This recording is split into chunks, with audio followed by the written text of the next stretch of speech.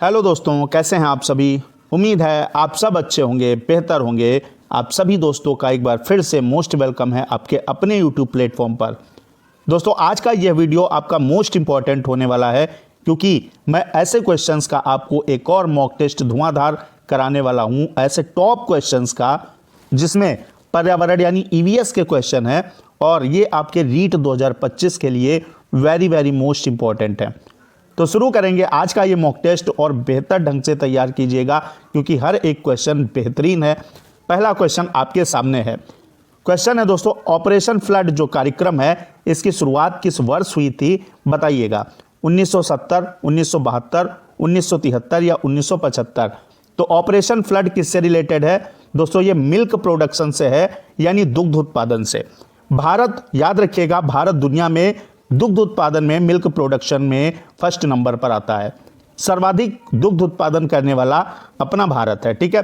इसके जनक कौन है याद रखिएगा, क्योंकि सीधा सीधा क्वेश्चन कई बार पूछा जा चुका है। वर्गीस कुरियन जो हैं आपके, ये क्या बोले जाते हैं? भारत में श्वेत क्रांति या ऑपरेशन फ्लड के जनक बोले जाते हैं। ये आपकी 1970 में ऑपरेशन फ्लड की शुरुआत हुई थी। अमूल का ऐड आपने बहुत देखा होगा, अमूल दूध पीता है इंडिया, तो अमूल इसी का एक उपक्रम है, ठीक है। तो यहां पर आपका क्या हो जाएगा? 1970। अगला बढ़ते हैं। अगला क्वेश्चन है, प्रोटीन का कार्य है, बताइए। प्रोटीन का क्या कार्य है? शरीर को ऊर्जा देना, शरीर की वृद्धि करना, टूटी फूटी हड्डियों की मरम्मत करना, या उपरोक्त सभी। तो शरीर को ऊर्जा देना प्रोटीन का कार्य नहीं होता है। प्रोटीन का कार्य क्या है? शरीर की वृद्धि करना। यहां पर आपका बी ऑप्शन करेक्ट हो जाएगा। नेक्स्ट आपका क्वेश्चन लेंगे, और यहां पर थर्ड नंबर क्वेश्चन है, निम्न में से कौन सा मानवकृत आपदा का उदाहरण है? यानी कौन सी इसमें से डिजास्टर जो है, आपदा जो है, वो मानव के द्वारा की जाती है? बाढ़, ये नेचुरल डिजास्टर है, आपका प्राकृतिक आपदा है। लैंडस्लाइड यानी भूस्खलन, ये भी प्राकृतिक आपदा है। और सूखा भी आपका प्राकृतिक आपदा है। एक क्वेश्चन मैंने कराया था एक मॉक टेस्ट के अंदर कि बाढ़ जो है वो बार बार आने वाली प्राकृतिक आपदा है, ठीक है। आपने देखा होगा बिहार के अंदर, या आपका दामोदर नदी बंगाल का शोक कही जाती है। तो यहाँ पर क्या होता है, बाढ़ से बहुत सारे लोग प्रभावित होते हैं आपके प्रतिवर्ष, ठीक है। तो बाढ़ हर बार आने वाली आपदा है। और मानवकृत आपदा तो आप समझ गए होंगे कि बम विस्फोट है। तो सी ऑप्शन आपका करेक्ट हो जाएगा। नेक्स्ट बढ़ेंगे, 4 नंबर क्वेश्चन। पृथ्वी का तापमान लगातार बढ़ रहा है। ग्लोबल वार्मिंग नाम सुना होगा आपने, वैश्विक तापन हिंदी में कहते हैं। आपका वैश्विक तापन के लिए सर्वाधिक उत्तरदायी क्या है? एक तो जलवाष्प है, ठीक है। इसमें आपका जो आपकी ग्रीन हाउस गैसें हैं। एक आपका जो है मोस्ट इंपॉर्टेंट, वो क्या है? Carbon dioxide. तो नाइट्रोजन के कारण, अगर नाइट्रोजन के कारण होती तो 78% नाइट्रोजन पाई जाती है, तो हम लोग अब तक खत्म हो गए होते। तो ये नहीं है। ऑक्सीजन के कारण, ऑक्सीजन भी नहीं है। कार्बन डाइऑक्साइड के कारण दोस्तों क्या है? ये आपका पृथ्वी का तापमान लगातार बढ़ रहा है। और अकॉर्डिंग टू एनसीईआरटी, जो हमारे वायुमंडल में आपका CO2 का परसेंटेज है वो कितना है? 0.03% आपकी CO2 पाई जाती है, ये याद रखिएगा। तो यहाँ पर सी ऑप्शन आपका करेक्ट हो जाएगा। नेक्स्ट बढ़ते हैं। अगला क्वेश्चन, पर्यावरण अध्ययन में क्षेत्र भ्रमण यानी फील्ड ट्रिप का मुख्य उद्देश्य क्या होता है? जैसे आप अध्यापक हैं, आप बच्चों को फील्ड ट्रिप पर ले जा रहे हैं, तो आपका उद्देश्य और बच्चों का उद्देश्य क्या है? क्या पिकनिक मनाना है? क्या मनोरंजन है? नहीं। सरकारी योजना का निर्वाह? नहीं। प्रत्यक्ष अनुभव। हम इसलिए फील्ड ट्रिप पर बच्चों को ले जाते हैं ताकि वो डायरेक्ट चीज़ों को देखें, अपने सामने से उनको देखें, उनको अगर स्पर्श करने वाली हैं तो स्पर्श करें, वरना देखें, ठीक है। और देखेंगे तो सबसे अच्छा माध्यम सीखने का जो है वो आपका फील्ड ट्रिप होता है ईवीएस के अंतर्गत, ठीक है। तो डी ऑप्शन करेक्ट हो जाएगा। नेक्स्ट बढ़ेंगे। अगला क्वेश्चन है 6 नंबर। क्वेश्चन क्या है? वर्षा ऋतु में उगाई जाने वाली फसल को क्या कहा जाता है? ऐसी फसल जो वर्षा ऋतु में उगाई जाती, क्या रबी, खरीफ, जायद, या इनमें से कोई नहीं?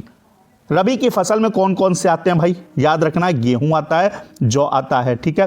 गेहूं है, जौ है आपका, और सरसों है। ये सारी क्या है? ये रबी की फसलें हैं। चना है, अलसी है, सारा कुछ, ठीक है। खरीफ के अंतर्गत आपका धान, जिसे चावल मिलता है, धान जिसे पैडी भी बोलते हैं, मक्का, मूंगफली, सोयाबीन और आपका कपास। सोयाबीन, ये आपको याद रखना, सोयाबीन का जनक और सोयाबीन का सर्वाधिक उत्पादन करने वाला जो आपका देश है वो चाइना है, ठीक है। तो यहाँ खरीफ की अगर बात करें तो खरीफ आपकी मानसून में बोई जाती है। मानसून मतलब जब पानी आपका बारिश होती है।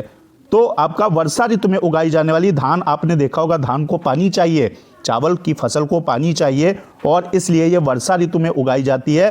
तो यहाँ पर आपकी रबी की फसल अगर बात करें तो रबी की फसल आपकी दोस्तों जाड़े में बोई जाती है और गर्मी में क्या होती है, अप्रैल तरफ काटी जाती है। जैसे आपने गेहूं देखा होगा, जो गांव घर से जुड़े हुए लोग हैं उनको बेहतर ढंग से पता होगा। तो यहाँ जायद की अगर बात करते हैं तो जायद में आपके ककड़ी, खीरा वगैरह जो तरबूज आते हैं, वाटरमेलन, वो जायद की फसल में आते हैं। तो ये तीनों फसलें आपको तैयार रखनी है, यहाँ से क्वेश्चन बन सकता है। तो यहाँ पर फिलहाल राइट जवाब आपका वर्षा ऋतु में खरीफ की फसल बोई जाती है। नेक्स्ट आपका बढ़ेंगे 7 नंबर क्वेश्चन है, प्राकृतिक गैस का मुख्य अवयव है। प्राकृतिक गैस यानी आपका जो नेचुरल गैस होती है उसका मुख्य अवयव क्या है? मेथेन है, एथेन है, ब्यूटेन है या इनमें से कोई नहीं। तो याद रखना है आपको, क्या याद रखना कि प्राकृतिक गैस का मुख्य अवयव मेथेन होता है, यानी CH4। ठीक है, ऐसे आपको लिख के भी आ सकता है, तो CH4। अगर बात करें LPG का मुख्य अवयव, तो याद रखिएगा LPG का मुख्य अवयव प्रोपेन और क्या होता है, और आपका ब्यूटेन होता है। ठीक है, तो यहाँ पर फिलहाल आपका राइट जवाब जो होगा मेथेन के साथ जाएगा।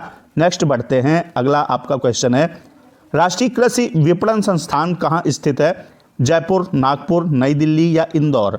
तो राष्ट्रीय कृषि विपणन संस्थान जो है वो आपका जयपुर के अंदर स्थित है और इसकी स्थापना कब होती है दोस्तों? 8 अगस्त 1988 यानी 1988 को। ये ऑप्शन आपका करेक्ट हो जाएगा। नेक्स्ट बढ़ते हैं, अगला क्वेश्चन है, जैव विविधता यानी बायोडायवर्सिटी की दृष्टि से भारत का सबसे समृद्ध स्थल कौन सा है? पूर्वी घाट, पश्चिमी घाट, अरावली या पूर्वोत्तर के राज्य यानी नॉर्थ ईस्ट के स्टेट? तो यहाँ पर अगर देखें तो आपको पता होना चाहिए कि यहाँ पर हमारा क्या है, ईस्टर्न घाट ये है और वेस्टर्न घाट ये है। अच्छा बताइएगा, जैव विविधता सर्वाधिक आपकी भारत के अंदर कहाँ पाई जाती है? तो वो शांत घाटी में पाई जाती है। और ये शांत घाटी कहाँ है? ये शांत घाटी है आपकी केरल के अंदर। ठीक है, और केरल किधर आता है मानचित्र में? इस साइड आता है। तो वेस्टर्न घाट में सर्वाधिक जैव विविधता पाई जाती है। तो यहाँ पर पश्चिमी घाट हो जाएगा, बी ऑप्शन आपका करेक्ट हो जाएगा। नेक्स्ट बढ़ेंगे, अगला क्वेश्चन आपका है, पर्यावरण अध्ययन का उद्देश्य डैश डैश का विकास करना है, बताइए।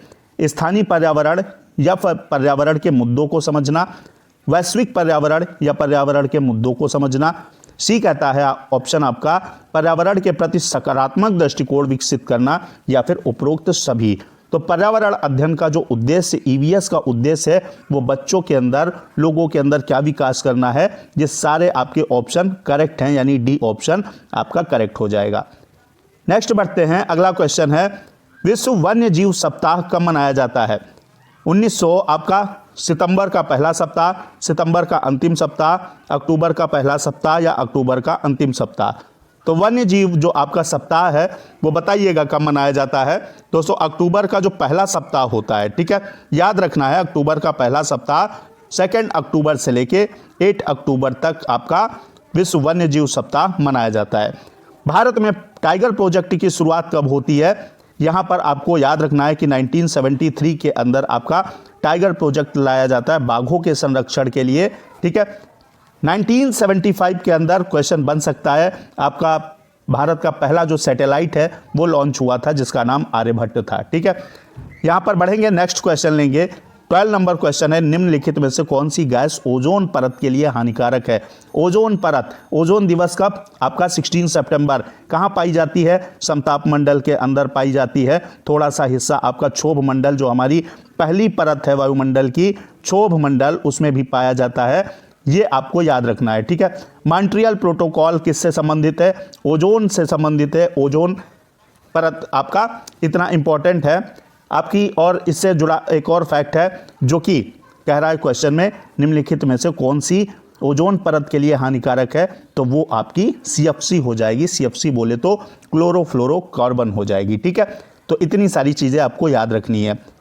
नेक्स्ट बढ़ते हैं 13 नंबर क्वेश्चन, ध्वनि प्रदूषण को किसमें मापा जाता है? ओम में, डेसिबल, जूल या एम्पियर? तो ध्वनि प्रदूषण जो होता है वो दोस्तों हमेशा डेसिबल में मापा जाता है। और नदी के प्रदूषण स्तर की जांच, क्वेश्चन आ चुका है, वो BOD में की जाती है, बायोकेमिकल ऑक्सीजन डिमांड। ठीक है, अगर नदी के प्रदूषण स्तर की जांच हो, क्वेश्चन में आए तो BOD लगाइएगा, ध्वनि के लिए डेसिबल लगाइएगा। ठीक है, नेक्स्ट बढ़ते हैं 14 नंबर क्वेश्चन, स्मॉग क्या है? बताइए। स्मॉग की बात आती है तो ओजोन और धुआं है, वाहन प्रदूषक है, कोहरा और धुआं है, या कोहरा और ओजोन है। तो स्मॉग के लिए क्या सही हो जाएगा दोस्तों? स्मॉग क्या है? कोहरा और धुआं को मिला के आपका स्मॉग बनता है, कोहरे और धुएं को स्मॉग कहते हैं। ठीक है, नेक्स्ट बढ़ते हैं 15 नंबर क्वेश्चन। निम्नलिखित में से क्या ऊर्जा का एक गैर नवीकरणीय स्रोत है? पवन ऊर्जा, जीवाश्म ऊर्जा, सौर ऊर्जा, इनमें से कोई नहीं। तो याद रखिए, गैर नवीकरणीय स्रोत क्या होते हैं ये बताइएगा। जिनकी आपूर्ति सीमित होती है, जो एक टाइम के बाद खत्म हो जाएंगे, वो आपका गैर नवीकरणीय स्रोत होते हैं। पवन ऊर्जा कभी नहीं खत्म होगी, सौर ऊर्जा कभी नहीं खत्म होगी, ज्वारी ऊर्जा कभी नहीं खत्म होगी। तो ये क्या है आपके? ये तो गैर नवीकरणीय हुए नहीं। तो गैर नवीकरणीय आपका क्या है? जीवाश्म ईंधन जो है ये एक टाइम के बाद खत्म हो जाएगा, इसके भंडार सीमित हैं। तो बी ऑप्शन आपका करेक्ट हो जाएगा। नेक्स्ट बढ़ते हैं आपका 16 नंबर क्वेश्चन। भारत में किस प्रकार के वनों का विस्तार सबसे अधिक है? उष्णकटिबंधीय शुष्क सदाबहार वन, उष्णकटिबंधीय अर्ध सदाबहार वन, उष्णकटिबंधीय शुष्क पर्णपाती वन, हिमालयी नम शीतोष्ण वन। बताइएगा। वनों से रिलेटेड टॉपिक मैं करवा दूंगा आपको। चैनल को सब्सक्राइब करके बेल आइकन प्रेस कर लीजिएगा दोस्तों, ताकि मैं जो प्रोवाइड करवा रहा हूँ टॉपिक और मॉक टेस्ट आपके रीट के लिए और आने वाले सीटेट के लिए भी जल्द शुरू करूँगा, तो वीडियो आपको टाइम टू टाइम मिल जाए। नेक्स्ट आपका बताइए, इसमें क्या है? भारत में किस प्रकार के वनों का विस्तार, अगर वनों का विस्तार आ जाए तो यहाँ पर आपका भारत के अंदर उष्णकटिबंधीय पर्णपाती वन पाए जाते हैं। सी ऑप्शन करेक्ट हो जाएगा। अगला है आपका क्वेश्चन, इंसुलिन की रासायनिक प्रकृति क्या है? विटामिन, प्रोटीन, वसा, कार्बोहाइड्रेट। तो याद रखिएगा कि इंसुलिन की जो रासायनिक प्रकृति है वो प्रोटीन है। बी ऑप्शन आपका सही हो जाएगा। अगला बढ़ते हैं। अगला आपका क्वेश्चन है, पौधों में अर्धसूत्री विभाजन होता है मूल शीर्ष में, परागकणों में, तने में, या परागकोश में? तो पौधों में जो अर्धसूत्री विभाजन होता है वो परागकोश में होता है। डी ऑप्शन आपका सही हो जाएगा। बढ़ेंगे 19 नंबर क्वेश्चन की तरफ। राज्यसभा में होने वाली सभाओं की अध्यक्षता कौन करता है? उपराष्ट्रपति, राष्ट्रपति, या आपका प्रधानमंत्री, या CJI chief justice of India? तो याद रखना है आपको, क्या याद रखना है कि राज्यसभा में जो सभाएं होती हैं उनकी अध्यक्षता उपराष्ट्रपति करता है, वाइस प्रेसिडेंट करता है। ये आपका क्या होता है? एक्स ऑफिसियो होता है आपका राज्यसभा का, यानी पदेन सभापति होता है। तो उपराष्ट्रपति सही हो जाएगा आपका। राष्ट्रपति आपका संविधान का आपका अनुच्छेद जो है 52 से 78 तक, आर्टिकल आपका 52 टू आपका 78 राष्ट्रपति के पद का वर्णन है। उसके राष्ट्रपति से संबंधित सारी चीज़ों का अध्ययन है, मतलब वर्णन है। ठीक है, तो यहाँ पर राष्ट्रपति की बात हो गई। राष्ट्रपति आपका राज्यसभा के अंदर कितने सदस्य मनोनीत कर सकता है? 12 सदस्य मनोनीत कर सकता है। ये भी आपको याद रखना है। अगला बढ़ते हैं। आपका क्वेश्चन है 20 नंबर। जैविक समुदाय में प्राथमिक उपभोक्ता है मांसाहारी, सर्वाहारी, शाकाहारी, इनमें से कोई नहीं। तो जैविक समुदाय में जो प्राथमिक उपभोक्ता होते हैं वो आपके शाकाहारी होते हैं, क्योंकि ये क्या होता है? आपके जो पेड़ पौधे होते हैं, घास फूस होती है, उस पर डिपेंड होते हैं। तो यहाँ सी ऑप्शन आपका करेक्ट हो जाएगा। तो आज के वीडियो में दोस्तों फिलहाल इतना ही। 20 मोस्ट इंपॉर्टेंट क्वेश्चंस इस मॉक टेस्ट में भी मैंने आपको कवर करा दिए। मिलते हैं नेक्स्ट आपके मॉक टेस्ट के अंदर बेस्ट क्वेश्चन के साथ। जय हिंद, वंदे मातरम।